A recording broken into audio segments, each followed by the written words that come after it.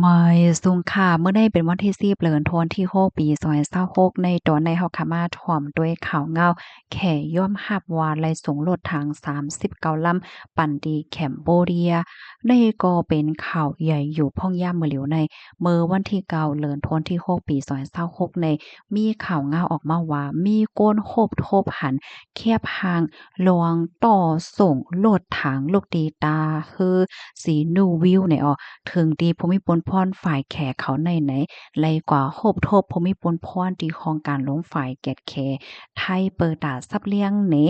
หลวงตั้งมันปยกยอมหับรองการส่งมอบรถถังในปันติแคมโบเดียหนังเป็นตั้งการลองตั้งไล่โหยอย่ามันเป็นหือในเฮาคามาถ่อมด้วยกว่าเป็นตอนเป็นตอนค่ะตอนที่หนึ่งค่ะแขยอมหับว่าไล่ส่งมอบรถถังในปันแคมโบเดีย ตั้งนำมันแน่39ลำค่ะโลดถังเจ้าไหนไหนมาถึงตีตาเฮอสีนูวิวแคมโบเดียเนี่ยเมื่อวันที่5เดือนธันวาคมที่6ปี2026ตีโปนมาไหนออมตั้งเสียงตั้งหมดอันเขาอบโอ้กันในได้ก่อเป็น93ลำค่ะ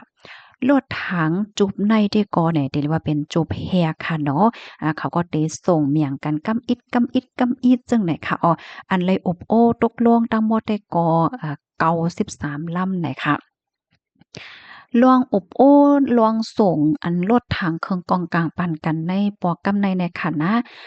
ใจเลยว่ารถถังกะนานกุ้ยเนี่ยค่ะมันได้มีป้าเถียงเคิงใจโคตือต่างเจ้อต่างเปิงต่างเซียนป้าเถียงเตส่งปันกำอิดๆสืบกว่าว่าจังไหนอย่าออก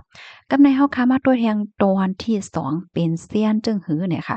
ลวดทางตีอันแข่ทรงปันเข็มโบที่ปอกกำในค่ะมันเป็นเส้นแทรปฮาเกาตีอำนั้นก็ที่ห้องกันว่าทีฮาเกาตีเนี่ยอ๋อมันเป็นเส้นอันตีไล่หับลวงปัดโปโลเมและอัปเกรดมันตื้อคึกเขี้ยมมาได้ที่ว่าแต่เลยว่าจังเหนียวค่ะลวดทางอันในๆเนี่ยค่ะเนาะมันไหนก็สิมีปลกองกองหมากหลงในขณะกองไทยหมากหลงในเฮ็ดจั่งเนี้ยค่ะมืออ่อนตั้งเนี่ยมันได้เป็นปากแอมๆแล้วก็เพิ่มขึ้นเป็น105แอมๆค่ะมันนี่ก็ได้เฮ็ดให้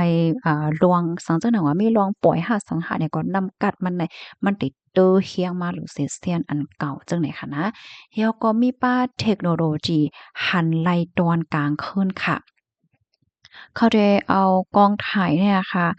มีไว้ป้าให้จางต้วยหันหางว่ามันจั่งว่าบ่เขาต้วยกว่าที่นั่นที่นั่นน่ะให้มันหันไหล่กลางคืนให้นี่อะค่ะกูก็เขาก็ได้จ้างฮู้ว่าที่นั้นนั่นเป็นอีหังที่นั้นนั่นเป็นที่ไหลไผอยู่ไว้ว่าหังว่าเฮ็ดให้แลเขาก็จัางยื้อกว่าไหลในเป้าหมายเขาไล่พร้องกลางคืนหนังแม่นยำจั่งไหนออกแล้วก็เลยฮู้ว่ามีป้าระบบเปิงแฮ่กลางโตเจ้าเก่าสูงในว่า เหมือนจั่งว่ามันได้มีเครื่องอันเฮกังเพตัวเจ้าก็มันไหนเหมือนจั่งว่าเพราะว่าเพิ่นได้ยืบได้เฮ็ดให้เป็นรถถังอันใดเนี่ยมันก็ได้ขยับย้อนก็เพราะว่ามันมีเครื่องอันเขาเฮ็ดมาเปิดตาแฮ่กังเอาห่มลมปันในตู้ป้าจั่งใดอ้อค่ะกำใดเฮามาด้วยแทงตอนที่3ค่ะเนาะแข่ซ้ำซับเลียงจึงหือเกี่ยวกับเลยลวงในไหนอ้อย้อนก็เบิ่งหังแลแขแน่คลิปแนวแถวก็ ป่องแล้งซับแล้งในทั้งฝ่ายไทยเนี่ยเนาะการที่ภูมิพลพรแขกค่ะไล่กว่าฮบทบผู้ใหญ่ก้นหลงดีของการลงฝ่ายเก็ดแขไทยลุยดีอำไลมีหลวงนัดหมายกันลงหน้านั่นได้ก็มันเป็นย้อนก็เพราะว่ามื้อเหลียวในจังหนังที่คู่กันค่ะเนาะแคมโบเดียและตั้งไทยเนี่ยก็มันก็มีลองอ่อนไหวในพื้นที่ทั้งปอตอนแลนลิ้นเนี่ยเนาะแขเนี่ยก็ลัดเหนลองตั้งซับแล้งเหนว่า เหมือนหนังว่ามันเป็นอันอบโอ้กันมือกาก่อนป่นมาเนี่ยอ๋อตั้งฝ่ายแขนแน่นลาดว่าลวงส่งมอบโลดถังจุบในมันเป็นกว่าจอมโครงการลวงโฮมมือฝ่ายตั้งการซึกคอปีหลายปีเนาะมันเป็นข้อตกลงที่เฮ็ดไว้ลวงหน้าฮึยาวอ่อนตั้งตีเตมีปางตึกกันอำนั้นก็ลองต่อสู้กันตั้งแลนลิ้นวงกลางไทยและแคมโบเดียเมื่อปีที่ป่นมานั่นอ้อเนี่ยซ้ำแรงดันไหนจังไหน ย่อก็เที่ยงอันหนึ่งซ้ำไหนเปิดลวงโป่งใสลวงอันแขเขาเข้ามา ซับเลี้ยงเฮ็ดจังไหนแหน่ก็เปิดตาลดยอมหลวงที่อันไทยมีหลวงทางเถิมหาสังหาเปิดตานเดว่าเขาได้มีหลวงซื่อไสนะอาแขแน่อำไลมีเจตนาที่เข้ามาเกี่ยวจ้วมสุกจ้อมนั้นก็มากำเทียมปันเฮียงให้มีมาปัญหาปฏิฆาตกันเที่ยงหอบใหม่ในตั้งปอตอนอาเซียนแน่แขเขาได้ก็เป็นจังไหนยาวเนี่ยค่ะก็ได้มีอยู่ 2ตอนเนี่ยค่ะว่านะ2ตอนลงๆมานั้นขนาดเนาะที่อันฝ่ายแขกและที่ไทยได้ก่อเนี่ยกำในเฮาค่ะมาด้วยฝ่ายผู้ค้นคว้าเขาค่ะรู้ซ้ำว่าจังหือเป็นซ้ำว่าแคมโบเดียได้ออกมายืนยันว่าลวงเหมือนหนังว่าลวงเอามาเครื่องกองกลางหมากมือจึ้นย่ามว่าซังว่าจังไหนในเปิดปกป้องกับศึกของตัวเจ้าเก่าก้อยวาเนเซตา ปยกไลมีเจตนาเปิดตาเตหลอกเงิดเมืองไหลเมืองหนึ่งว่าในเสตะก้วยกาวาตั้งฝ่ายพวกค้นคว้าฝ่ายการซึกเขาได้ก็หันถึงว่าการดีแคมโบเดียเขาเอารถถังแซนอัปเกรดที่ฮาเกาดีตั้งนำค่ะเนาะเข้ามาในเมืองในเนี่ยมันเตจวยเฮ็ดให้เขานั้นเตอมีนำกัดมาแห่งเหมือนจังว่าเขามีเคิง อันเตอร์คือกลับมามีคิ้วเล็บอย่างมีคิ้วมีงาตือ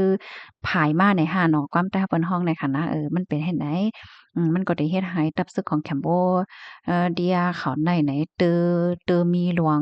ขึ้นใหญ่ขึ้นกลับมาในตอนเคิงไชโคตือว่าสังว่าจังไหนเนี่ยค่ะปยก็เฮ็ดให้ห้องการฝ่ายหลวงมันกึ้มของไทยได้ก็ไหลปักตาไปโดยอยู่หนังคึดๆจำๆยาวเฮ็ดไหนข้อมูลตอนในข่าวเนี่ยก็เลยเปิดมาที่ห้องการข่าวไทยรัฐห้องการข่าวสดห้องการข่าวหลายๆห้องการเนี่ยค่ะเนาะป้าเจิ๋มอันโพค้นคว้าข่าวไหลป้ายเหนไว้เนี่ยค่ะพี่น้องค่ะถ่อมยาวคอไหลตอนไหลที่ว่ามันแตกเลี่ยงเนี่ยค่ะเนาะก็ต้องถามมันไหลค่ะคอไหลตอนไหลที่ว่าคาใจถ้อยความบ่ให้ปองใจเนี่ยก็แค่ดอกความผันเอ็ดหนึ่งเนี่ยค่ะเนาะมักป้อมังหลายอันที่เปิ้นใจตื้อในซึกเนี่ยมันติมีชื่อของมันเที่ยงขอเฮ็ดจังเนี้ยเนาะมักมีโอกาสก็ฮู้ว่าเดี๋ยวเลยฮ้องว่าจังหือเฮ็ดจังเนี้ยเนาะ เหมือนจั่งฟังทางที่เฮาค้าหันแนวว่ารถถังอันที่เขาส่งมอบกันจั่งใดแน่ค่ะนะยินจมูกก็ที่รับถอมปันแห้งค่ะออไม่ทรงค่ะ